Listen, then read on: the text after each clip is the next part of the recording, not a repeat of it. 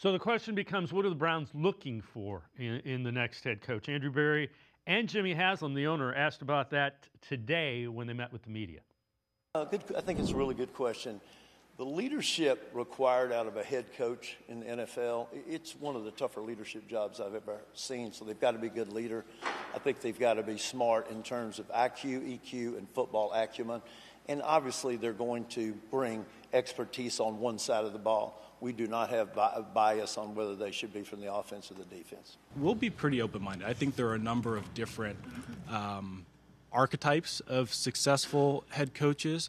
I think about Kevin. I think it's easy to forget now that he has, 2 Coach of the Year awards on his mantle, that when he was interviewed first in 2019 and he didn't get the job, and then again, I guess it was 2020 and he did, in both of those cycles, he had no head coaching experience, and we were the only team that interviewed him. And so I think our responsibility is to search far and wide. There are good coaches out there. We've just got to do our homework and find the right fit for us.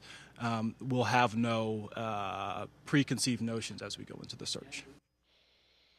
So, Lance, it will be interesting to see. I would expect, and both Jimmy Haslam and Andrew Berry were asked about Jim Schwartz. I would expect they talked to him. The question becomes, if you moved on from Kevin Stefanski, what are you looking for? What are you moving to? You better be able to answer that, or why the hell did you move on from him? Well, the concern I have, and once again, this is not a criticism of their plan of attack, because everybody has their plan of attack, and sometimes we're successful, and sometimes we're not.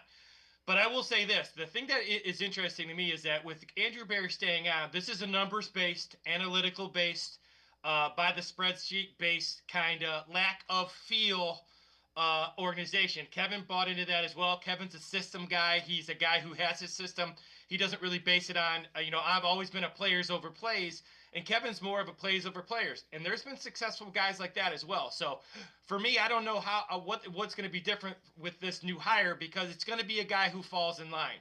And people have said, well, we got to do anything to keep Jim Schwartz. Well, if I'm getting hired as a head coach, I understand Jim Schwartz is very, very good. In fact, he's incredible. However, I'm in charge now. And if you're telling me what defensive coordinator I should have, that's not going to make me very happy as a head coach. And these coaches have been around a long time. They all have their guys who they're going to coach. At the high school level, if I ever went back into coaching, I know who I would want as my defensive coordinator, who I'd want as my special teams coordinator. We all have these guys. That's the loyalty of football. So to say that they're going to keep Schwartz, again, it tells me that they're going to get a guy, and I don't like to say yes man, because that's kind of a negative connotation, but a guy who falls in line where numbers are more important than feel. And as a football coach, I'm not really into that. I like feel with the assist of the numbers. Yeah, and the other part of that is, if you're putting conditions on what the head coach can and can't do relative to his staff or players, you're immediately going down. You're not going to get the top echelon guys, because they're just not going to deal with that.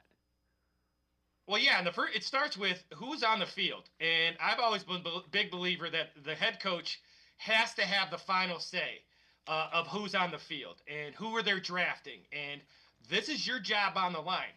And, that's why I was upset when Kevin gave up play calling, because he's always been a great play caller, in my opinion.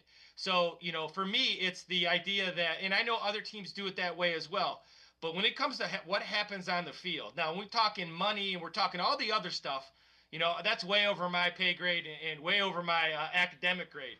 But I'll tell you this, as a football coach, I want to decide who's playing on my football team. And that's where the Browns have to get used to. They got to take football players, and they got to let the coach make the final decisions.